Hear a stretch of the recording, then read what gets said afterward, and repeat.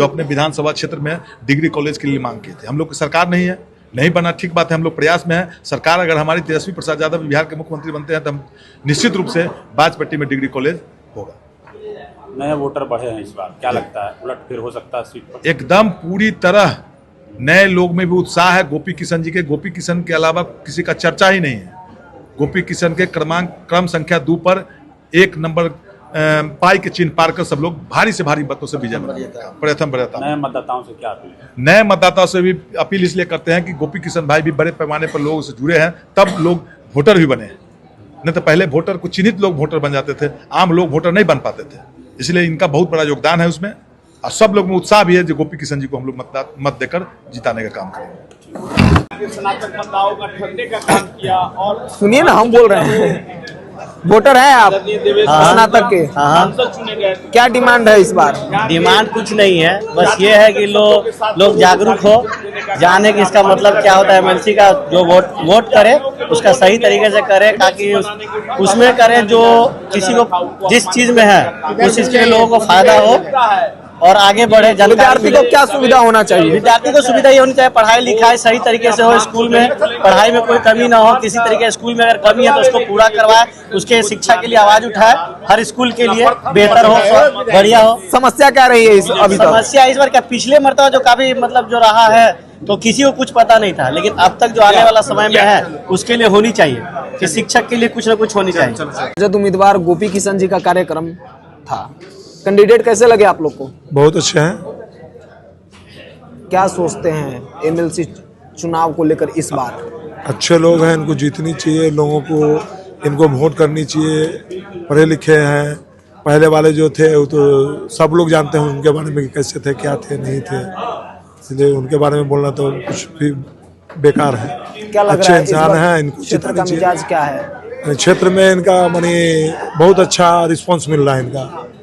हम लोग अभी 3 प्रखंड में आए हैं, तीसरा प्रखंड है ये, सब जगह अच्छा रिस्पॉन्स इनको मिल रहा है। आपका? मेरा नाम मोहम्मद ईशान हुआ। स्नातक के वोटर हैं आप? बिल्कुल वोटर हैं। विद्यार्थी की क्या मांग रहनी चाहिए? देखिए, विद्यार्थी की यही मांग रहनी चाहिए कि उनका जो चुना हुआ एक निर्वाचित प्रत्याशी हो, वो बहुत ही योग्य, पढ़ा लिखा, काबिल और उनके हितों के बारे में सोचने वाला होना चाहिए, जो उनके लिए काम कर सके। ताकि अगर देखा जाए तो पास में जो हमारे तिरहुत स्नातक क्षेत्र के जो प्रतिनिधि रहे हैं, तो वो पिछले 22 सालों से इस पद पर थे, लेकिन उन्होंने कुछ ऐसा काम नहीं किया जिससे उनको याद किया जा सके। यहाँ तक कि उन्होंने बिहारी अस्मिता का हमेशा अपमान करने का काम किया है। तो हम तिरहुत स्नातक के जो वोटर्स हैं वो उनसे खुश नहीं है।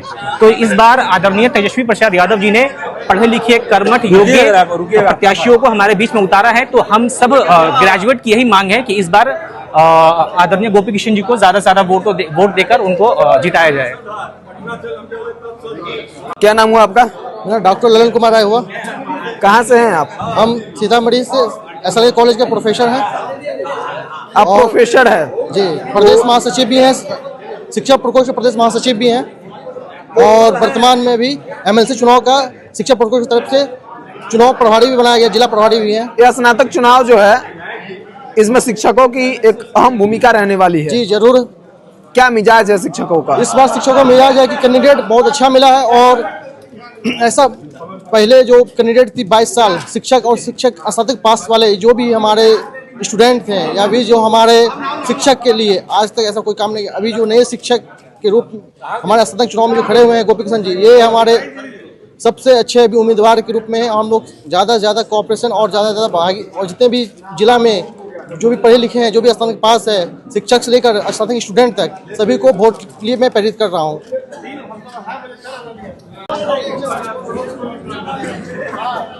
गोपी किशन जी का कार्यक्रम था, कैंडिडेट कैसे लगे आप लोग को?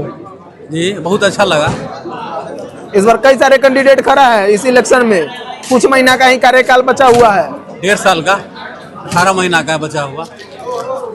तो कई सारे कैंडिडेट है, इस बार क्या लग रहा है? एक कैंडिडेट जो है कि जो बेरोजगार तिरहुत स्नातक के जो मतदाता है, उनको हर जो है कि समस्या का समाधान करने के लिए प्रयासरत रहेंगे। और ये बहुत लोकप्रिय उम्मीदवार हैं। इनके पिताजी भी विधायक रहे लालगंज से, इनकी सामाजिक पृष्ठभूमि के लोग हैं। ये कॉलेज प्रोफेसर से भी जुड़े हुए हैं। इस शिक्षा को भरपूर स्तर से जानते हैं और पूरी जो है कि समस्या का निदान सदन में उठाने का काम करेंगे। और तिरहुत स्नातक के जितने भी जो है कि मतदाता है उनका हर समस्या निदान के लिए इस सदन में अपनी आवाज को बुलंद करते रहेंगे। भाजपा का क्या मिजाज है इस बार? भाजपा के मिजाज जो है राष्ट्रीय जनता दल की तरफ है और इनका लहर जो है कि चारों तरफ है। पूरी क्या कहते हैं कि भारी बहुमत से चुनाव जीतेंगे। भाजपा से इनको भरपूर समर्थन मिल रहा है।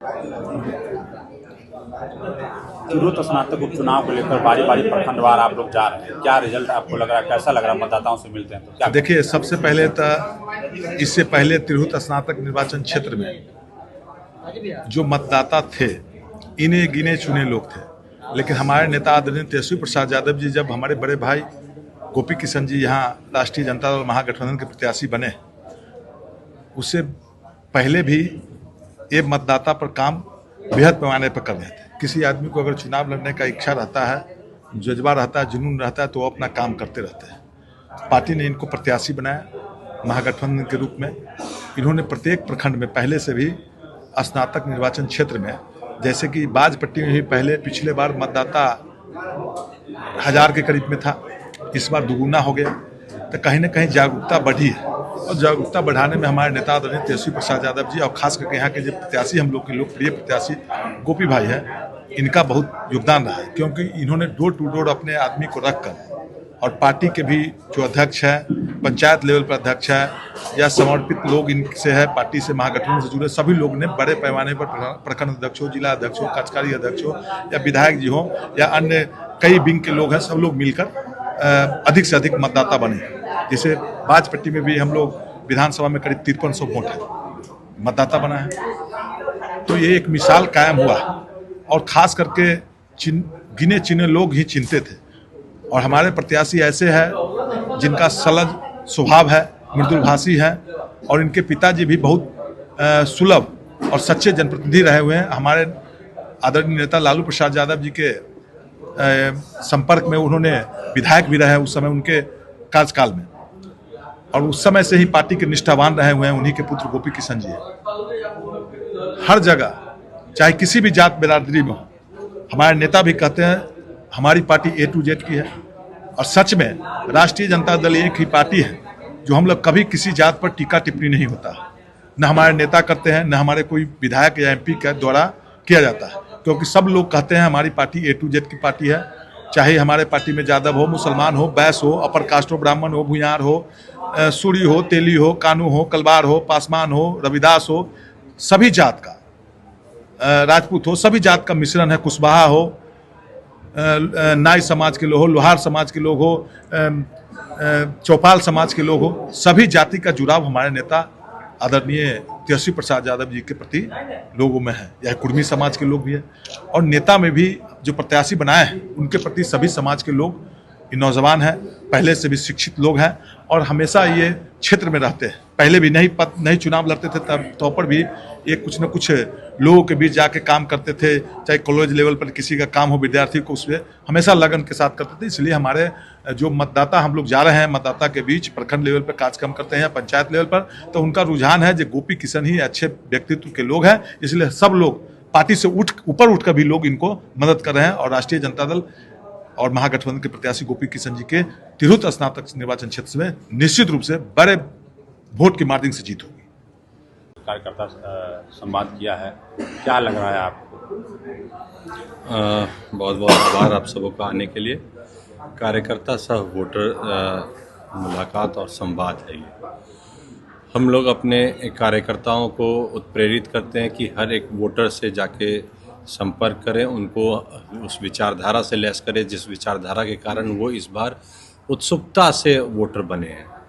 कोई भी वोटर किसी ने बनाया नहीं है, वोटर स्वयं बने हैं और यही इस बार तिरहुत लोकतंत्र की ताकत है स्नातक की, कि सारे स्नातक अपने अधिकार के प्रति सजग हुए हैं। और जब लोग सजग होते हैं, जब जन सैलाब उमड़ता है तो बदलाव की ऐसी आंधी आती है, बदलाव की ऐसी धारा बहती है कि बड़े बड़े चट्टान बह के उसमें बह जाते हैं।